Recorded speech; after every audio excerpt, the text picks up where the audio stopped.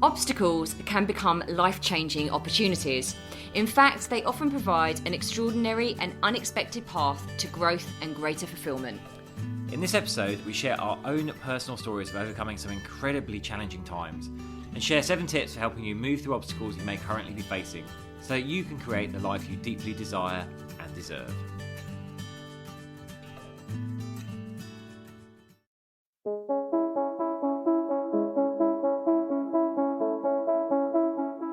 Hi, I'm James Davis. And I'm Claire Davis. We're the Midlife Mentors, here to lift the lid on how to achieve health and happiness. The balanced, no-nonsense way.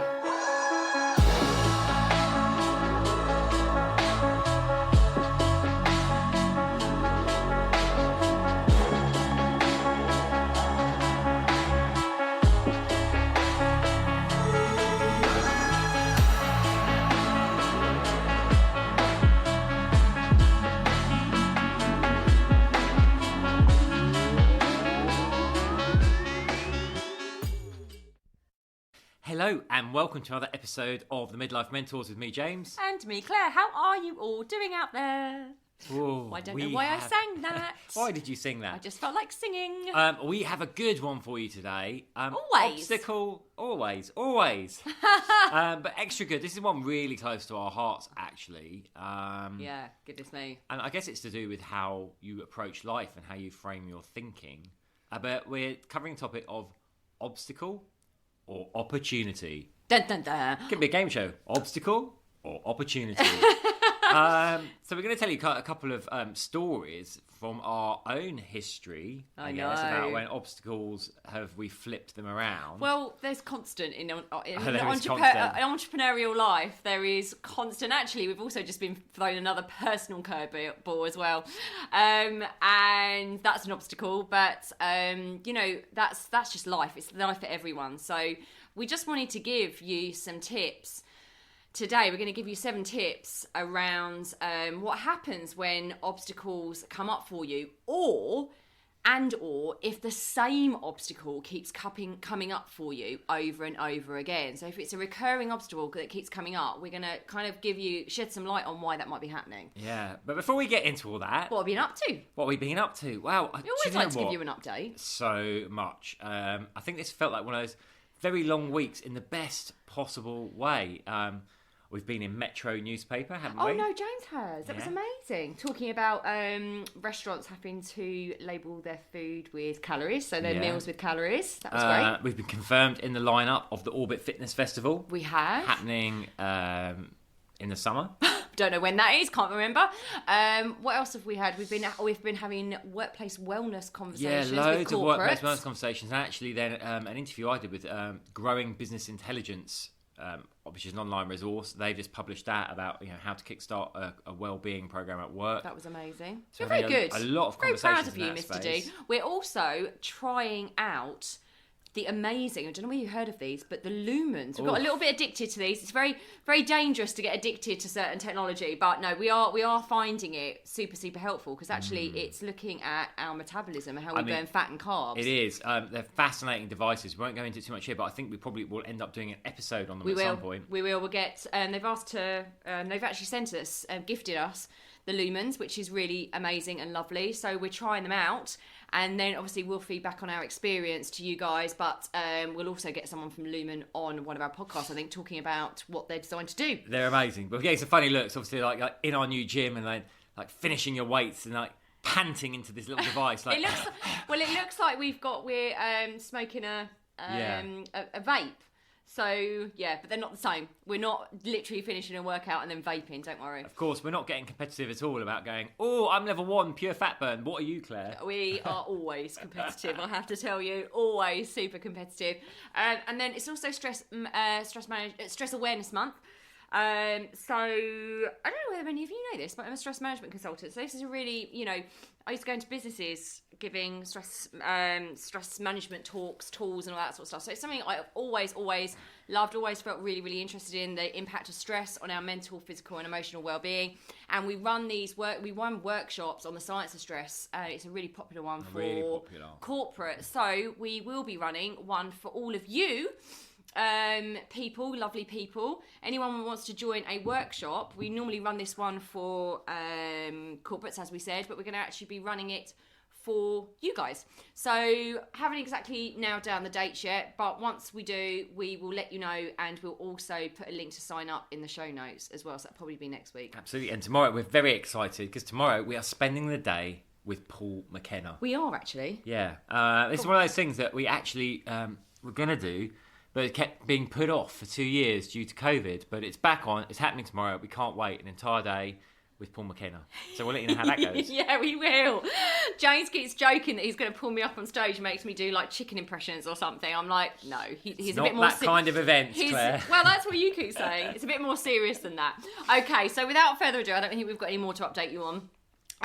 So obstacle or opportunity. So we're going to go through 7 tips, or 7 discussion points, really. We are. I'd like to say something but first, though. First of all, we're going to explain why we wanted to do this. Yeah. Listen, life is always going to throw us curveballs. These things always come up out the blue that derail our progress, knock us off course. Would make us lose confidence. Make us just sit back and go, whoa, question what we're actually doing. Yeah. But here's a little mantra we have. Every obstacle is an opportunity for growth. You just have to sit with it and look at it and figure out what it's telling you and what you need to do next. Yeah, we're going to go into some of that. But I don't know, like James said that he was going to share. It's really vulnerable. I hate that word at the moment. You know, like, oh, let's be vulnerable. We don't need to share our entire life stories, do we, all the time? But actually, I think sometimes, you know, we communities come together. We feel connected through stories, don't we? That's how we've evolved as human beings as well. We connect through stories, and it's really helpful sometimes for if you're able to share your stories to a wider audience, so people don't feel like they're so alone, or don't put people on pedestals. We never want to be put on a pedestal, so to speak. We're experts in our field. I put you on a pedestal. We're experts in our field, but we always want to come across as really, really authentic and really, really real. You know, there's enough fake stuff going on out there. So James actually said just before we came on that he wanted to talk about something that happened to him before I even entered his world. Yeah, so I guess my big story about this was when I originally moved over to Ibiza, I actually bought a wellness centre. Now, unfortunately, it wasn't quite what it purported to be. I won't go into all that, but long story short, we were really struggling not to completely go under. And of course, the idea of having a wellness centre was like there was residual income for us, and then we could launch holidays off the back. And what I found was having a wellness centre was actually hard to get partnerships with hotels as well. This was all in the first few months. So necessity is mother of invention. The short version of this is rather than having a wellness centre which would have gone under and we not had holidays, I managed to position with a 5-star hotel that we really want to work with, that I would shift our whole operation to there. So they would benefit from having an in-house wellness centre. We'd bring in our expertise, our classes, our equipment, all the rest of it, because they only had a very basic gym. And the return for that would be that we would launch fitness holidays together. And of course, that is how 38 Degrees North was born, how we've won multiple awards that's come. So that's something that came, a success that came from really a desperate situation of disaster. By rather than going, okay, I've taken a lot of punches here, I'm on my way down, but like I've still got something in the tank. Let's see what we can do. Let's find a way to make this work and do it, and that's what we did. And I just want to say on the record here, like this is one of the reasons I fell in love with James so deeply, is because he's so resilient and he's so resourceful, and he will always pick himself back up again. He's my hero in that sense. You know, like. We've both been through a lot of ups and downs, a lot of obstacles, but to meet someone that turned I know all the ins and outs of it, and to know what he went through and the trauma actually that caused, and to see him come out the way that he did is truly inspiring. I mean, it still fills me with absolute or the way that he did that, so I'm getting upset. So yeah, I just wanted to say on the record that it's Oh, bless you. it's an amazing thing. It's one of the reasons I love you so much. But also, more recently, we've talked about this in a couple of podcasts potentially a while ago. But obviously, when the pandemic hit everyone, so many people suffered. So we are not the only ones. And it could have been a lot worse for us. But we had a bumper year booked for our fitness holidays in 2020. We were at like 85% sold out for the entire year, right? It was looking like the best year ever. We were like, oh my God, this is amazing. All of our hard work. Because, you know, businesses go up and down. We'd had some really good years. We'd had a few difficult years where we'd moved locations, stuff like that. Attracted actually not necessarily the right clients. But we'd had 2 years of amazingness, and 2020 was looking just like tickety-boo. And I love that, tickety-boo. Tickety-boo. And then what happened? The world shut down. The world shut down. The world shut for business. We had a travel business, essentially. Like, people couldn't travel. So, you know, we had that money sitting in our bank. You know, we are sensible with that. We had everyone's deposit sitting there, but some people are paid in full.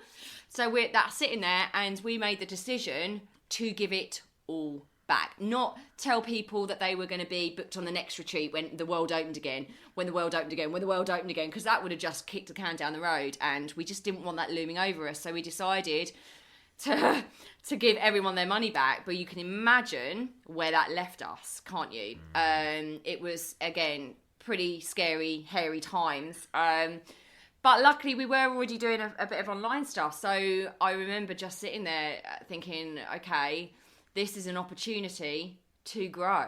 Like, we are really going to have to... We'd already dibbly-dabbling around in the online world, and we'd already created some content and stuff, and we'd already done a beta test of the Midlife method, but we were just doing unnecessary tweaks and all this stuff. We just had to get it out there, because when the chips are down, you just have to make an opportunity from the obstacle. Yeah, I would say, actually, just thinking there, two amazing things came out of that. Obviously, we pivoted hard into the online, like Claire was saying, and built like a really successful business now with the Midlife mentors, and get all these wonderful clients through, which is amazing. The other thing we did, actually, because I think, when did we lock down? Was it the end of March or even the beginning of April? March. And our next retreat that we're meant to be running was, of course, our Easter retreat, traditionally one of our biggest. And we sat there and we're like, it's not going to happen. I forgot this. And again, rewind a bit. At the time we did this, we could not find anyone else in the world doing it. Claire and I were like, let's run a virtual retreat. No, we're serious, Scott. Like, you kind of think, how could you have been the first? Now everyone's doing it. How could you have been the first one? And we were like, even how we do it. And we looked, should we do it this way? Should we do it? We said, in the end, we'll make it really simple. We'll create a Facebook group. Everything will happen in there. We pulled in other experts that we knew that we would be entertaining. And we did the whole thing for free. And then we brought in so many people to our business. Then we kept running those all through lockdown. We did them for charity as well. Yeah. So we did them for London Zoo. We did them for a men's mental health charity. We did them for some other charities as well.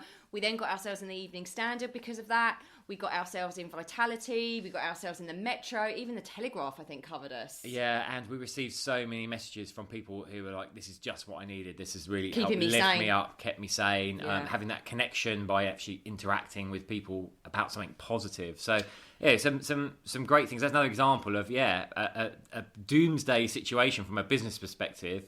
But some great stuff came out for us because we actually looked at, like, what can we do with this? Coming from the heart, and actually, like, how can we serve people? You know, because actually, just one of the things we're going to talk about is, like, what you focus on grows, right? So if we're going to just sit there thinking, oh my goodness, this is a disaster, but actually what we decided to do was, like, how can we help other people? We have each other. It wasn't, you know, we weren't bankrupt. We didn't have premises, so we tried to look for all the good things in our lives still, and then came from a heart-centered place of how can we serve people that are going through a really difficult time, because we have the toolkit, we have everything. You know, we have the background, the professional background, the experience to help people through this tough time. So that's what we decided to do. Yeah. So, without further ado, let's talk about these 7 steps. The first one. Figure out what it is that's holding you back. Is it an environment, a person, a job that's taking you all the time? You know, we've all been there. We suddenly find like one thing, one aspect of our life seems to be consuming everything and colouring everything. Is it lack of finances? What is in your control? What's this obstacle? You know, like, What's holding you back from moving through this obstacle? Exactly. Ask yourself, when you're making excuses, because what happens is the obstacle will come, or use the excuse, oh, there's a pandemic, therefore I can't run holidays, therefore I can't do anything. Are they just excuses because you don't trust yourself to see the thing you want to do through? Yeah, absolutely. It's important to be really honest. Excuses are not serving you. I did a post on this today. Your excuses do not serve you. When you're making excuses, you're excusing yourself, but that's not contributing to your own growth and power. Yeah, and take responsibility, I would say, for where you're at. There are certain things outside our control, but they're quite rare, actually, like a pandemic. But, they're quite rare, but there's always something that you can do. So do take responsibility for looking at that obstacle, see what's really, really coming up, and actually ask yourself how you can take control of that situation. Yeah, but I get it. Listen, I get it. Because when we hit that obstacle, it can be something that's just, all there all the time, all consuming, that we just feel we can't move past, or it can be something that comes out the blue, like the pandemic, which can be overwhelming and can knock you into this kind of paralysis. But actually, just acknowledging that there are things you can do is a great way to start taking control. One of the things we're saying all through the pandemic is give yourself perceived control by setting up routines, doing these things. Same with an obstacle, things are going to come at you in life, but then it's about how you choose to react to them and move with them. Absolutely, I'm into that. Number 2 is think about the history of this obstacle.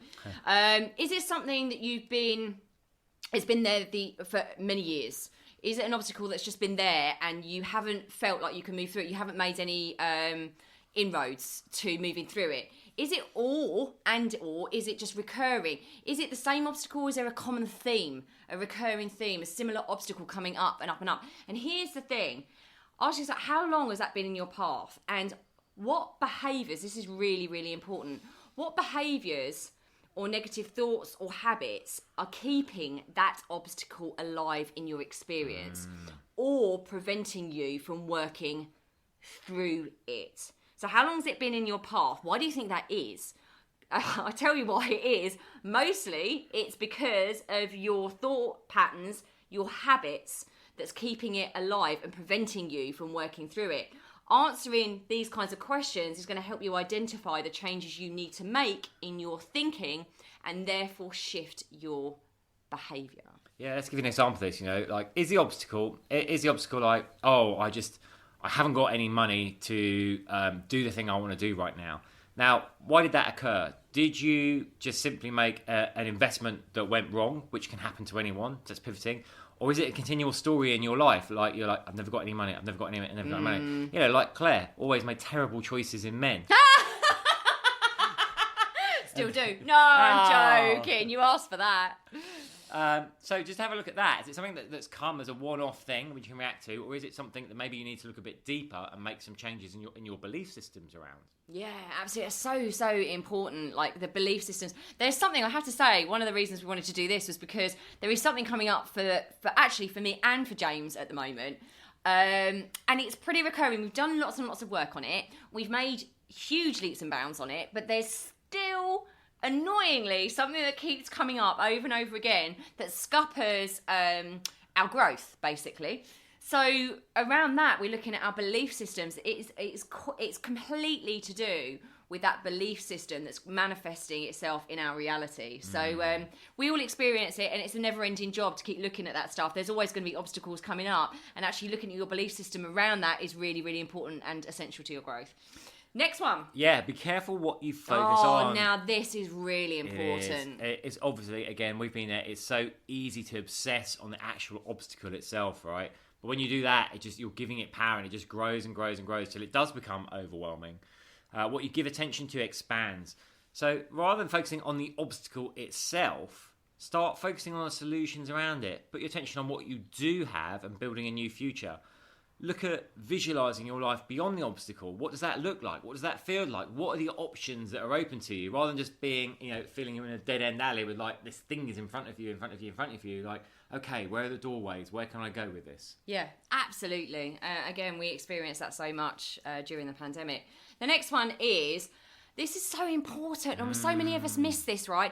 Get support and surround yourself with the right people, okay? I'm not necessarily saying buy into a coach, buy into a mentor, all that sort of stuff, that But surrounding yourself with the right people that aren't energy vampires, that have actually kind of got through the obstacle that you are currently faced with, is really empowering. It's really inspiring. And here's the thing, you level up your energy to meet them. You either get your energy pulled down by certain people that surround you, or you move into the energy field, into the energy space of those people that have moved through that obstacle. And it's like osmosis. It just starts seeping into you. I have to say, you know, when people come onto the Midlife Method program, you know, a lot of people say they like being around our energy because they level up to our positivity. They level up to the inspiration that we offer them, and they match it. And we have people that we feel the same around that have moved through obstacles that we haven't yet. We level up. We love kind of this self-development thing. We love being in the arena with people that have moved through that obstacle because we level up to their energy. It's an amazing way to see things a lot more clearly and start making inroads. Yeah, I'll say there's a couple of sides to this. You know, if you've identified your potential way ahead or ways ahead, then you start looking for people that have done it, right? Because it might be, oh yeah, I can see that I can do this, but I don't really know how to do it. So you can leverage their expertise, their experience. You know, like us we're mentoring like people to run retreats now, which is amazing, and we're loving doing it. They're getting so much value from it. I love doing that. And you know, they're like, we're throwing up things they never even thought of. We're like, you need to do this, you need to do that. So yeah, look for ways. The other thing to do, you know, if you're stuck in your obstacle, you're the sum of the 5 people you hang out with. So if you're sat around the pub table with 5 mates all moaning about how awful this thing is and no one's seeing a way forward, guess what? There is no way forward. Yeah. So look to find inspiration as well. Be really conscious of this one, really conscious. The next one, number 5, is... make your success inevitable. So this is a mindset thing. I always say, what would you do if you knew you couldn't fail? We get so hung up on catastrophizing and going, well, what if this goes wrong? What if this goes wrong? What if this goes wrong? What if it went right? Well, you're asking the wrong questions, basically. So what if it went well? What if it went wrong? You know, I'm investing in this. I'm investing my time, energy and money in this. What if it went wrong? Well, no, that's the wrong question. What happens? What does your life look like when it goes right? It's a fascinating thing about the human brain, right? It's because it's our subconscious is designed to keep us safe, and like from an evolutionary perspective, you know, taking risks was a bad move. So our brain will do everything to keep us locked in our comfort blanket, even if it's very distressing for us, right? Because you're safe, you're surviving. But, you know, you deserve more. So rather than thinking about that, and what happens if I fail, what happens if I get it right? And one thing when I'm working trying to get them to do is like, okay, you know, you're thinking about this thing, if you fail, like write down what are the worst outcomes if you fail. Then when you've got those, actually write down how you'll get out of those they become the next obstacle, right? How would you get out of that? And by actually acknowledging that those fears are there and then going, well, actually, it wouldn't be so bad if that happened because I can do X, Y, Z, you calm your subconscious and you'll feel more empowered to take the jump. Yeah, just believe in yourself. I mean, not just believe in yourself. It's easier said than done, but you know, believe that you deserve and believe that you can and that you are worthy to move past this obstacle to get to your desires, because other people have. Why can't you? There's another question. Other people have. Why not me? The next one, number 6, big one. Expect discomfort. So when you are turning an obstacle into an opportunity, get used to walking alongside discomfort. Oh, yes. You know, we've done a whole podcast on another level, another devil. You know, it can feel really, really uncomfortable for us when we reach the obstacle and we start making inroads to move through it. You're never, ever going to avoid the discomfort that growth will bring you. It is just absolutely inevitable. So actually asking yourself, like, what is this trying to teach me? So when you're experiencing this discomfort, just know, like, what is this trying to teach me? I know that if I walk hand in hand, instead of running in the opposite direction, if I walk hand in hand with the fear and the discomfort, I know that I'm going to become more used to this relationship that I have with discomfort and fear. And actually, I tell you what, it does get easier. Your relationship with fear and discomfort, we never get rid of it. You can't get rid of it. And actually trying to get rid of it is futile, and what you focus on grows. So if you're trying to push it away, it's just going to get even bigger and scarier and kind of like say boo in the night. But actually what you want to do is get comfortable with being uncomfortable. Get comfortable with feeling the fear and doing it anyway, because it then becomes part of who you are. You trust yourself more. You believe in yourself more to be able to see things more clearly. I know that's the same for us. We take way more risks now because of kind of what James has just said. You over catastrophize what might happen, and actually once you take that risk and start moving through the discomfort and moving through the fear, you realise that you've actually got yourself in a right little pickle, and it's not as bad as you think. So you trust yourself and believe in yourself to take more and more risks. But don't ever think for 1 second that you are going to be able to create an opportunity out of an obstacle without feeling uncomfortable. No, exactly that. Last point here. Take small steps to start with, because the thing is, like, going back to that point on discomfort, if you try and leap too far too fast, the discomfort is going to be probably unbearable. The fear will be overwhelming. So, start with those small steps, but once you're up and running, we always say momentum breeds momentum.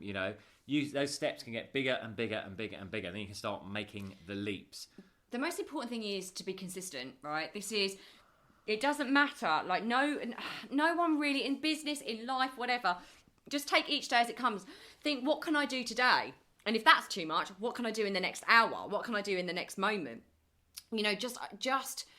Don't look at the entire high mountain. Don't look at the top of the mountain and think, oh my goodness, it's so overwhelming, I'm rowing in the opposite direction. Just break it down moment to moment, hour by hour, day by day. No one expects you to have this all figured out straight away, but what you don't want to do is stop. Do not become so fearful and so scared of going outside your comfort zone that you just stay inert. Tiny little steps. Do whatever you can to start turning that obstacle into an opportunity, and you will. It's those incremental changes that win the day. It's not the big ones ever. No matter what anyone tells you, it's that the iceberg. It's all that stuff underneath that you don't see.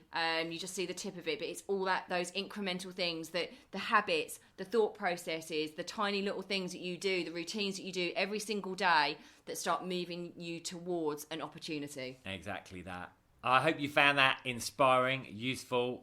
We love doing that one. We'd love to hear what obstacles you're moving through or feel inspired to move through off the back of this. Yeah, let us know what you thought. This is a real passion of ours. Obviously we told some personal stories there, so reach out to us if you feel comfortable. Tell us your personal stories of overcoming an obstacle and making it an opportunity, or just reach out and let us know what you're going through at the moment. We do love to hear from you, and that's about it really. If you're ever interested, by the way, we don't really say this very much at the end of our podcast, but if you are interested in finding out a little bit more about the Midlife Method program, which is absolutely life-changing in body, mind and soul. We get so many wonderful testimonials, and it's because we really, really come at this for an authentic place, so and a no-nonsense place. So if you are interested to find out more, you can always book a completely free call. It's a 15-minute call. You're not obliged to work with us. We'll just actually see if we're a good fit. So if you do want to book that call with us, please do. We'd love to meet you. We'll put the link to book that call inside the show notes, and I just wanted to let you know that that's how you can get hold of us. We love chatting to people on the phone, so yes, or via the wonders of technology, Zoom, Skype. Yeah, so do reach out if you'd like to have a chat with us. And we are sending you so much love. You take care. Have a fabulous week. Bye.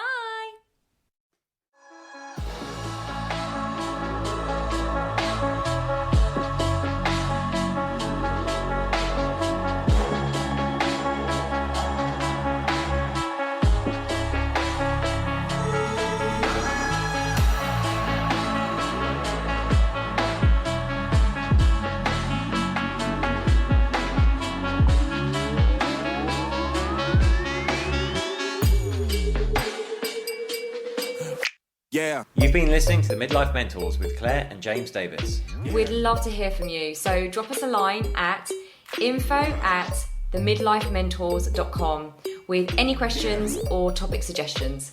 And make sure you join us on our Facebook page and YouTube channel. You can find us under the Midlife Mentors. Yeah. What? Yeah.